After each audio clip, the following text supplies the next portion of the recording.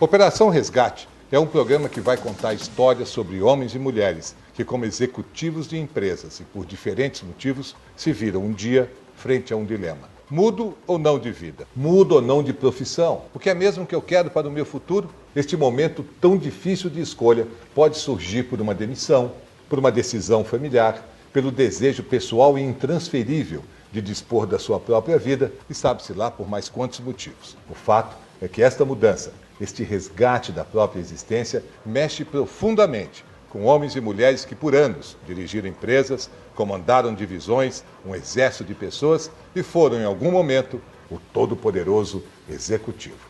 No programa de hoje, você vai conhecer a história de Hugo Delgado, que decidiu mudar de vida ainda muito jovem e já como alto executivo da Procter & Gamble, multinacional americana.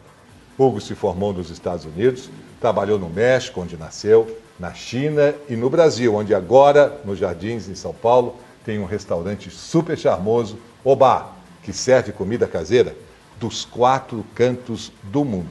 Comida caseira dos 4 cantos do mundo. Como é isso, Hugo?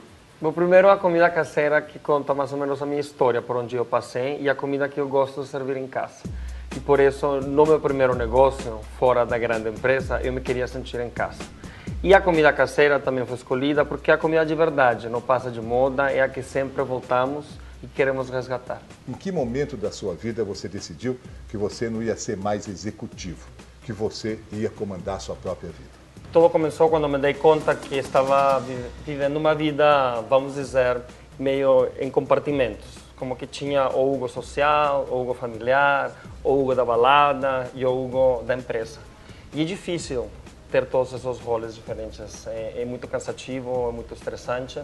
Então eu comecei na procura de encontrar, criar um negócio, uma vida própria, onde eu pudesse juntar todas essas partes e estar inteiro. E o que eu queria era montar uma empresa onde eu pudesse fazer o que eu aprendi a fazer, na Procter, na escola, fazer o que eu gosto de fazer, que é receber, cozinhar, arrumar a mesa, e, ao mesmo tempo, ser o que eu sou. Por que numa empresa não se consegue ser o que se é, o que se deseja ser?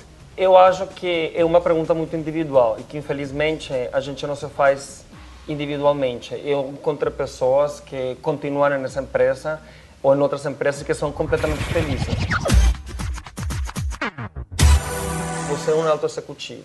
Você tem um cartão que fala diretor de empresa bam, bam, bam.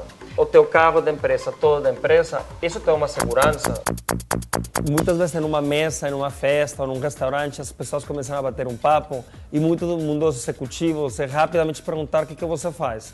Então você pergunta e um cara fala, eu sou presidente de um banco, diretor da empresa bam, bam, bam, e outro consultor. E eu antes falava que eu era diretor financeiro da Procter & Gamble, uma transnacional, o que também me dava uma grande importância. Uma das coisas que eu tive que ficar consciente era que daqui para frente o cara continua sendo o diretor da empresa bam, bam, bam, o outro continua sendo sócio, e agora eu simplesmente só falo, tenho um restaurante. Eu tenho um restaurante. Você é solteiro? Não, não sou solteiro. Eu tenho outras coisas muito bacanas que aconteceram aqui no Brasil. Foi que depois de que cheguei, como um mês depois de que eu cheguei aqui, eu conheci meu parceiro.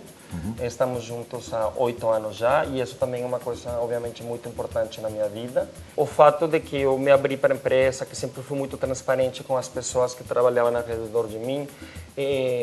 Quando saí sobre o tema? Sobre o tema, sim, e não com bandeira, mas falando, este é meu parceiro, etc, etc.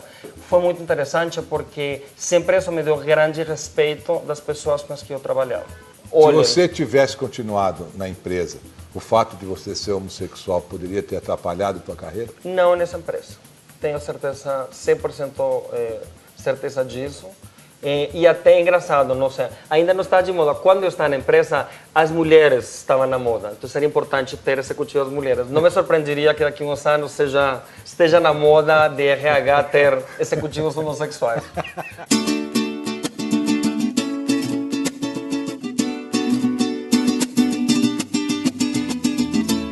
Na sua saída, quer dizer, o primeiro corte do cordão umbilical se deu aos 16 anos, não é isso?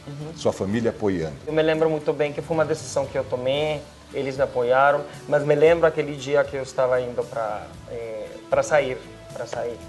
E eu ia no carro dos meus pais, meu pai ia dirigindo na frente, atrás ia minha mãe e eu ia no banco de trás, deitado no colo dela. E chora, porque... Chora? Muito, 16 anos. Agora, de 38, eu vou chorar de novo.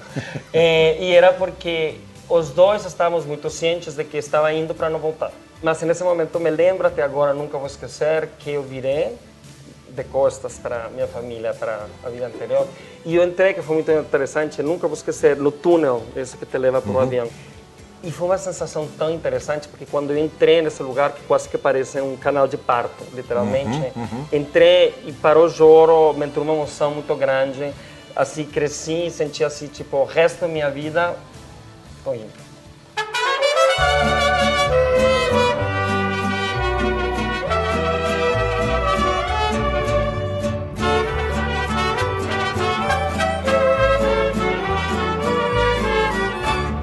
Depois de ter estudado quase 8 anos nos Estados Unidos, eu tive a oportunidade de voltar para o México. O que inicialmente não me empolgou muito, porque eu queria ficar em Nova York, Wall Street, essas coisas. Mas voltei, comecei a trabalhar na Procter e nesses 4 anos foi ótimo, porque descobri realmente como era o México, me reencontrei com minha própria nacionalidade. Aí eu fui transferido para a China. Para a China? Do México para a China, como é que foi isso? Sim, foi muito interessante. Quando estava nos Estados Unidos, eu fiz estudos asiáticos. E no final do meu primeiro ano de universidade, eu morei na China, em Beijing, 6 meses como estudante. Então, quando eu saí da China, realmente fiz uma promessa comigo mesmo, assim, tipo uma carta, eu vou voltar. Você falou o que na Procter & Gamble? Olha, gente, tá na hora de eu ir para a China? Como é que foi? Não, vou contar essa história. Eu entrei na Procter e nas entrevistas eu falei, eu sei que vocês agora estão entrando na China, eu gostaria de ir para lá. E eles me deram risada. Por quê? Porque para sair do país para a região, ou da região para outra região, você realmente precisava ter muita experiência. Primeiro, eu comecei a trabalhar muito bem, fui reconhecido, etc. E a Procter começou a crescer muito na China. E um dia que aparece o presidente mundial de finanças da Procter, por sorte sou convidado a fazer umas apresentações e fui convidado a um jantar onde ele estava com gerentes gerais e eu era tipo a pessoa mais júnior da empresa que ia estar nesse jantar. E eu estrategicamente fui e botei minha cadeira em frente do superdiretor da empresa porque eu queria soltar no meio do jantar e da conversa que eu tinha vontade de ir para a China. E ele ficou super interessado imediatamente. Pelas regras de uma empresa ou do executivo, você não foi longe demais ao se dirigir diretamente, ao falar com a pessoa? Ousadia demais para uma empresa, não? Talvez falei o que outros não teriam falado, mas ao mesmo tempo sei que o cara saiu do jantar e antes de ir a dormir esse dia já ligou para alguém e falou: aqui tem um louco que é bom e que quer morar na China. Estamos precisando de pessoas na China, vai ver o que você faz. 1 ano depois estava na China instalado. Não dá medo essas mudanças, não é? Não para nada, porque acho que para você ou para muitas pessoas era do outro lado do mundo. Para mim era o centro do meu sonho, era o que eu queria realmente realizar. E eu já tinha estado lá e não me arrependo, e isso provavelmente dos grandes presentes que a vida empresarial me deu foi essa oportunidade.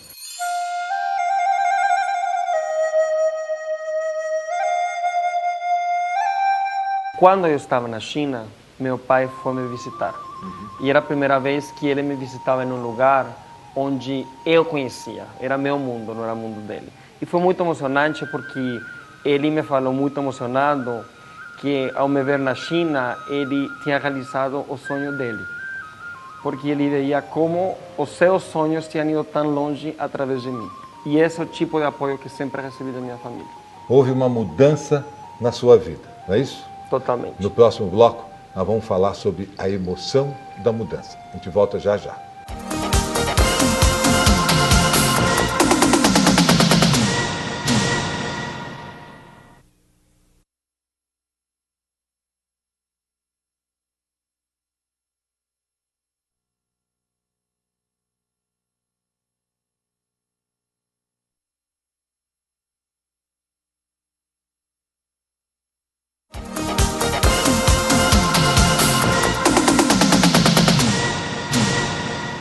Se formou nos Estados Unidos, trabalhou no México, do México para a China, da China para o Brasil. A entrevista é com o ex-executivo Hugo Delgado. Quando você sai da China e vem para o Brasil, que expectativa você tinha? Primeiro, uma expectativa importante era que, saindo da China, de novo nesse momento, quando me convidam a sair da China e vir para cá, eu estava pensando em sair da empresa. Acho que isso é importante, que é um tema recorrente. Quando eu ia sair do México para a China, eu ia sair da empresa para fazer um MBA. Me mandam para a China, cancelo os planos, vou para a China porque era muito empolgante. Quando eu estava na China, aí eu já tinha descoberto minha paixão pela cozinha e eu estava fazendo meus planos para ir estudar culinária nos Estados Unidos. Bom, hoje vai ser um dia bastante corrido, porque além de ter o almoço normal, a gente vai receber a 40 mulheres mexicanas. Vamos preparar um cardápio para que se sentem realmente em casa. Então, por isso, o Nonó aqui agora está produzindo toneladas de salsita. Aqui temos um monte de abacates para fazer guacamole, que é uma coisa bem típica mexicana. E, obviamente, hoje vai levar extra pimenta, porque as mexicanas se aguentam na pimenta, não são como as brasileiras.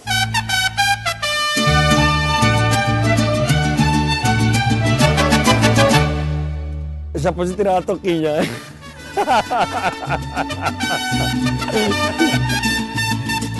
O que te fazia ficar? A aventura. Dentro da empresa? Dentro e em torno da empresa. Mas, sobretudo, eu me estava dando conta que era em torno da empresa. E você subindo, né? E eu subindo, exatamente. Você teve uma carreira rápida dentro da Procter, é isso? Isso. Eu fazia meu trabalho direitinho, eles apreciavam meu trabalho, eu curtia meu trabalho, mas, ao mesmo tempo, o entorno me apaixonava. Eu, antes de ir para a China, tinha feito uma viagem de negócios para o Brasil. Ah, sim. Vim aqui para São Paulo, fiquei 5 dias, fiquei apaixonado da cidade. Então também, algum dia eu falei, eu gostaria de voltar. Toda cidade que você Toda ia. cidade, exatamente. Mas, quando eu já estava prestes a sair na China, me liga a diretora de finanças da Procter no México, que regia a minha carreira, e me fala, olha, mudaram os planos, temos um trabalho para você em São Paulo. Eu falei, nossa, de novo, já tinha toda a minha vida planejada e eles me estão oferecendo uma coisa maravilhosa, porque eu sempre quis morar no Brasil. Aí você veio para São Paulo pensando em sair da empresa. Eu não sabia se ia ficar ou ia sair.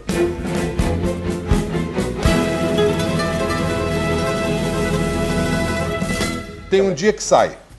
Como é que é esse dia? Quando você rompe, quando você corta outra vez o cordão umbilical. Eu tive 3 momentos saindo da empresa onde eu cortei cordões umbilicais importantes. O primeiro, interessantemente, me pegou totalmente de surpresa. Eu estava planejando uma viagem para o México, onde ia encontrar minha irmã, mas eu ia muito para o México, 2 ou 3 vezes por ano.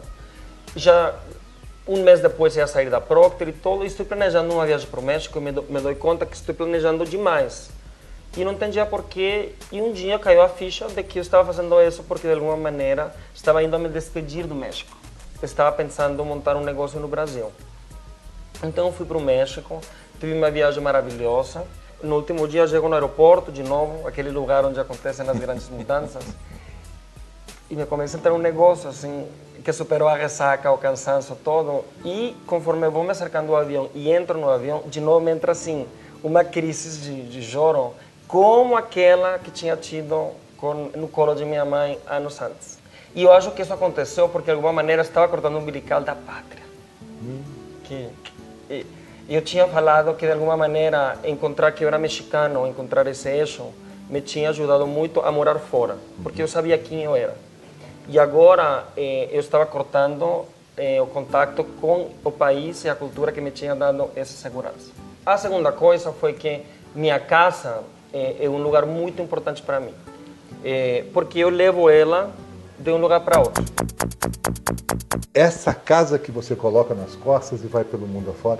Exatamente. Tudo começou no México em 99, quando saí para a China, e levei absolutamente toda a minha vida na mudança. Esse móvel, por exemplo, de onde é que é? Esse móvel eu comprei na China, é um móvel do Tibete. Isso aqui? Esse eu comprei numa viagem inesquecível para Laos. É um tecido muito bonito de Laos. E esse armário aqui? E este é uma peça muito pesada. Cada vez que eu mudo tem que ser içada pela janela, porque não cabe nas escadas. E esta é uma peça que tenho muito carinho, porque eu descobri na casa de meus avós, que estava meio esquecido, e era um móvel de ferramentas da fábrica de meu bisavô. México. E não mexi nada nele por fora, tem várias camadas de pintura de décadas. Você fez um bar aqui. E dentro fiz um bar. Ah, bacana, hein? Super bonito. E este também já saiu do México, foi para a China, veio para o Brasil. Esse tapete, de onde é? Esse tapete eu fiz uma viagem fantástica por terra, de Lhasa, que é a capital do Tibete, até Katmandu, a capital do Nepal, e aí que comprei esse tapete, em Katmandu. Se não tivesse sido executivo de uma empresa, possivelmente pouca coisa dessas existiria na sua vida. Não, com certeza. Não só porque teve a oportunidade de ir para os lugares para comprar, mas tinha orçamento para fazer essas compras. Com certeza.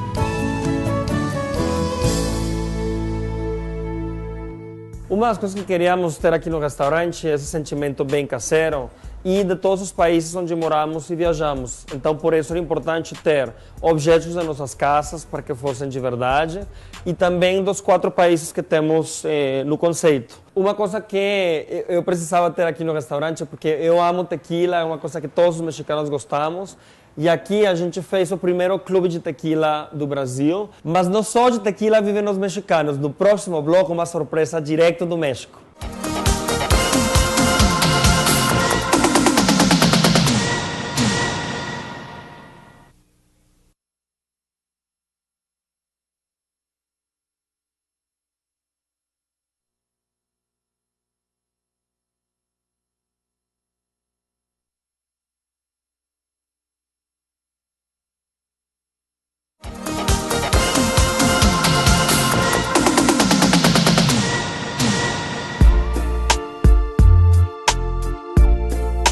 Eu era assim como uma tartaruga, eu levava minha casa para a China, depois eu trouxe todo para cá, montei uma casa muito bonita, com toda a minha vida, com meus móveis da China, com minhas cores do México. Então isso era muito importante, me dava um grande prazer e uma grande segurança.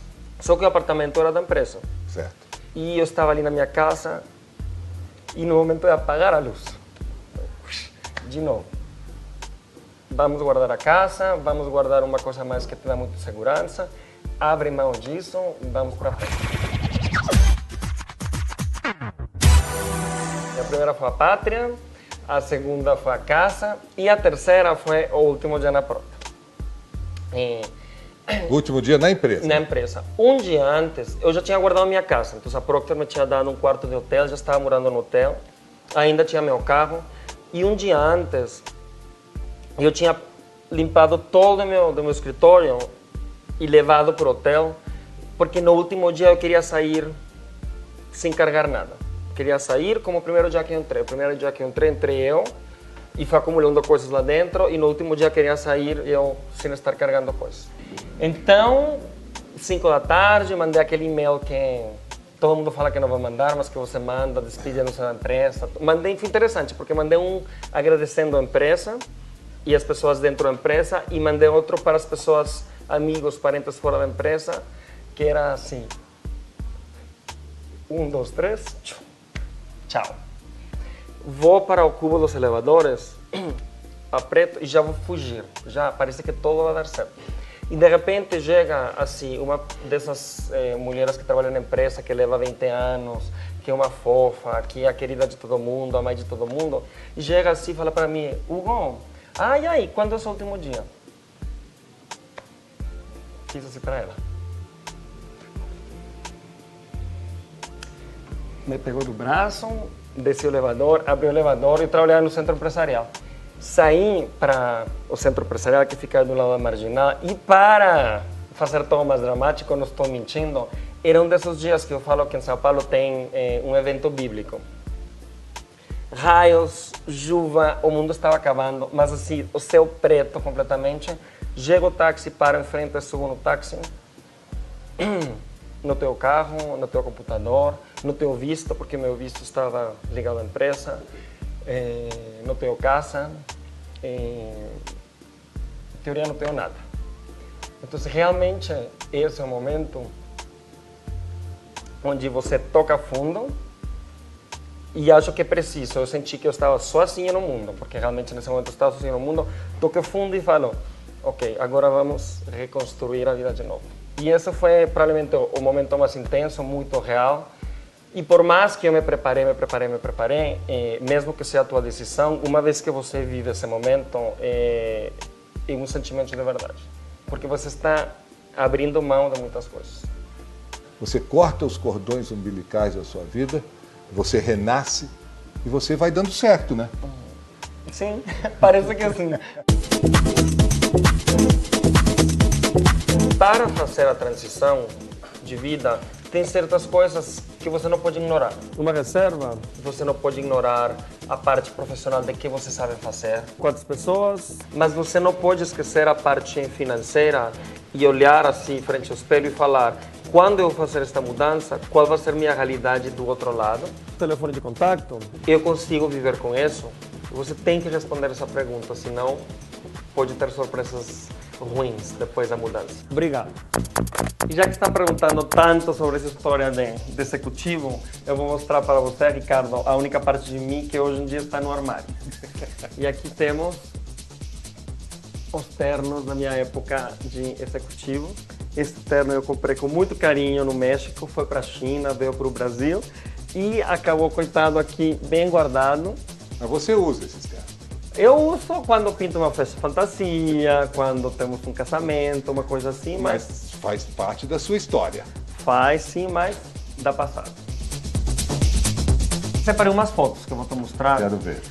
Para que você veja como isso foi. Aqui está uma foto do meu apartamento na China, aí está a árvore da vida. Os bancos que se juntaram na mesa na minha estadia na China. Certo. E depois aqui estão algumas das mesmas peças no meu apartamento aqui no Brasil. Não esse, um outro que você... O outro anterior. Mas nesse aqui tem essa parede rosa, tá aqui, né? Você trouxe a parede para cá? Não, a parede não, mas o rosa, que também está presente no Obá, é uma cor muito típica do México e até o nome dessa cor é rosa mexicano. Sim. E o interessante foi que aqui no Brasil a gente não conseguia atingir esse brilho. Essa tonalidade. Então, em uma das viagens que fiz para o México, eu trouxe de contrabando, escondi na minha bagagem. Latas de tinta. Provavelmente violei várias regras da aviação mundial. Essa espécie de kimono é da China, lógico. Esse é da China, exatamente. Esse também comprei como presente de despedida da China. Um auto-presente, Um né? auto-presente. Mas um dos meus auto-presentes mais importantes, que eu vou te mostrar, Sim. é uma arma secreta que comprei no México numa viagem e um seguro espiritual. Seguro espiritual. Tá. Aqui tem todos os santos e cada um faz uma coisa. Por exemplo, San Ignacio vigia a tua casa, San Martín, muito importante atualmente, cuida do teu negócio, San Judas para casos desesperados, mas o mais importante é a Virgem de Guadalupe para toda ocasião. Para todos, quer dizer, bastava a Virgem de Guadalupe, mas é bom dar o foco, porque isso dá uma forcinha adicional. E aqui é onde põe as velas. Hugo, o que mais te protege, além desse seguro espiritual? O que te dá mais também segurança na vida? Bom, acho que para mim uma coisa que é muito importante são meus amigos. Eu nunca fui uma pessoa necessariamente de muitos amigos, mas em cada lugar faço poucos e muito profundos que me acompanham sempre. Até separei aqui uma foto de também uma experiência muito bonita que eu tive. Como é que é? Depois de que abrimos o Obá, Sim. 3 meses depois a gente fez o batizado. Que era batizado. O batizado, que era a festa para comemorar, que a criança já tinha 3 meses, já tinha começado. E eu mandei notícias para meus amigos do mundo inteiro para avisar que ia ter essa festa e me surpreendeu a quantidade que veio para cá. Tá aqui na foto? Então, aqui nesta foto, estamos finalmente no Obá e vieram amigos da Malásia, da Varsóvia, de Los Angeles, de Nova York. E interessante porque eram amigos de todas as etapas da minha vida.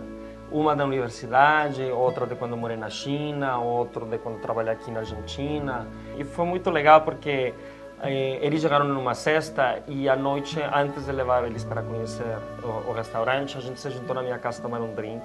A gente se sentou ao redor desta mesa. E foi muito bacana porque eram pessoas que estavam ouvindo meu sonho de abrir um restaurante algum dia há muitos anos.